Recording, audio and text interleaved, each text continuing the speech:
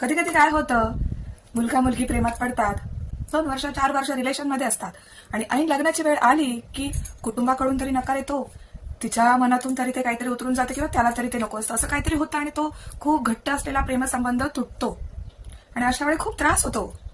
तर मी तर म्हणेन, माझं असं मत आहे की माणसाने प्रेमात पडण्याआधी एकमेकांची कुंडली जुळवून बघा आणि बघा. कारण कसं असतं ना, प्रेम माणूस करतो, पण त्यांच्या कुंडलीत जे ग्रह असतात ना लग्नासाठी किंवा प्रेमासाठी कारक, त्यांची स्थिती बघितल्याशिवाय पुढे गोष्टी घडतच नाही. तर महत्वाचे जे काही ग्रह आहेत ते मी तुम्हाला सांगणार आहे. पहिलं म्हणजे शुक्र. प्रेमासाठी खूप महत्वाचा ग्रह बघायचा असतो. शुक्र, सूर्य, चंद्र, शनी, राहू आणि केतू हे 6 ग्रह जर तुमच्या कुंडलीमध्ये चांगले परिणाम देणारे असतील तर तुमच्या प्रेमजीवनात काहीच अडथळे येणार नाही. नाहीतर जर ह्या ग्रहांमध्ये काही वक्रदृष्टी असेल यांची किंवा यांची उच्च नीच असं काही स्थान असेल तर मात्र तुम्ही कितीही खरं प्रेम करा, ते तुमच्या नशिबात लाभणार नाही. तर त्याच्यासाठी म्हणजे काहीतरी लग्नाच्या वेळी काहीतरी किंवा त्या प्रेमाच्या नात्याच्या त्या चालू असलेल्या काळात तुमच्यामध्ये असं काहीतरी घडेल ना की ते सगळं तुमच्या आयुष्यातनं निघून जाईल, निष्ठून जाईल. त्याचा त्रास तुम्हाला खूप होईल. पण हे का घडतंय तर तुमच्या मानसिकतेमुळे नाही, तर ह्यात तुमच्या ग्रहांचा दोष आहे. म्हणून म्हणते की प्रत्येक वेळी तुम्ही तुमची कुंडली जुळवून बघा. प्रेमात पडायच्या आधी बघा किंवा प्रेमात पडल्यानंतर प्रपोजल आलं समोरच्याचा तर कुंडली जुळवायची तुमची, बघायचं काय ग्रहांची दशा आहे ती. पुढे पश्चाताप करण्याची वेळ येणार नाही.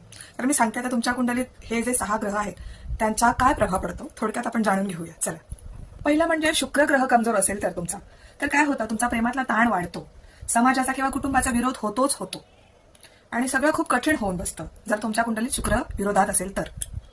दुसरं म्हणजे सूर्यग्रह पीडित असल्यास व्यक्तिमत्वावरती खूप दबाव येतो आणि तुमचे पालक हे तुमच्या नात्याकडे खूप कठोर कठीण दृष्टीने बघणार, म्हणजे ते नाही एक्सेप्ट करू शकत तुमचं नातं जर सूर्य पीडित असेल तुमच्या कुंडलीत तर.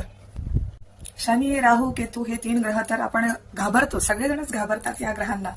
जर हे वक्री असतील किंवा हे ग्रह पीडित असतील तर विवाहाचा आपण पुढे विचारच करणं चुकीचं आहे.